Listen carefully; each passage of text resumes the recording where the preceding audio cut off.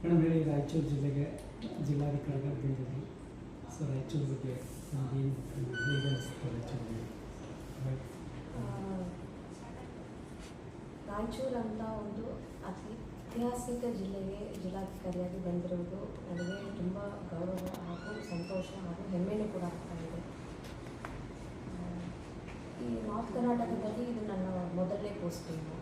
So ಜಿಲ್ಲಾಧಿಕಾರಿಯಾಗಿ ಈ ಕಡೆಗೆ ಮಾಡಬೇಕು, ಕಲ್ಯಾಣ ಕರ್ನಾಟಕದಲ್ಲಿ ಮಾಡಬೇಕು ಅಂತ ಇತ್ತು. ಸೊ ಅದೇ ರೀತಿ ನನಗೆ ರಾಯಚೂರು ಜಿಲ್ಲೆಗೆ ಜಿಲ್ಲಾಧಿಕಾರಿಯಾಗಿ ಪೋಸ್ಟಿಂಗ್ ಕೂಡ ಮಾಡಿ ಕಳಿಸಿದ್ದಾರೆ. ಸೊ ಇಲ್ಲಿ ಈ ಜಿಲ್ಲೆಯಲ್ಲಿ ಏನೇನು ಸಮಸ್ಯೆಗಳಿದೆ, ಜಿಲ್ಲೆಗೆ ಏನು ಅಗತ್ಯತೆಗಳು ಇದೆ, ಅದಷ್ಟನ್ನು ಆದ್ಯತೆಯಾಗಿ ತಗೊಂಡು ಅದಷ್ಟನ್ನು ಪ್ರಾಮಾಣಿಕವಾಗಿ ನಿಭಾಯಿಸುವ ಕೆಲಸವನ್ನು ಮಾಡುತ್ತೇನೆ. ಸೊ ಜಿಲ್ಲೆ ಜನತೆಗೆ ಏನು ಮೆಸೇಜ್ ಕೊಡ್ತೀವಿ?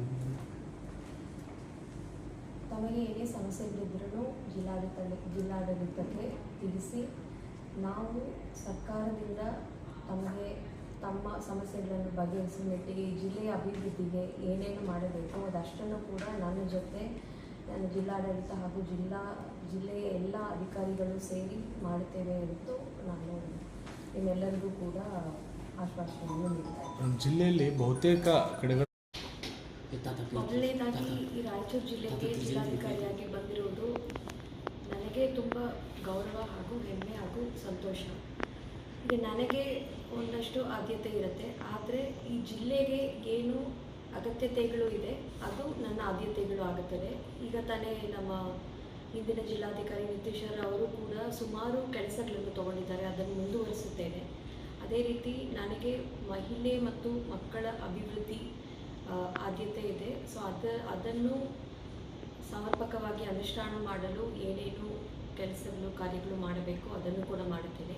ಅದು ಅಲ್ಲದೆ ನಮ್ಮ ಜಿಲ್ಲೆಯಲ್ಲಿ ಅತ್ಯಂತ ಸಮಸ್ಯೆಗಳು ಏನಿದೆ ಅದಷ್ಟನ್ನು ಕೂಡ ಬಗೆಹರಿಸಲಿಕ್ಕೆ ಪ್ರಾಮಾಣಿಕವಾಗಿ ಜಿಲ್ಲಾಧಿಕಾರಿಯಾಗಿ ಏನೇನು ಕೆಲಸಗಳು ಮಾಡಬೇಕು ಅದಷ್ಟನ್ನು ಕೂಡ ಮಾಡುತ್ತೇನೆ.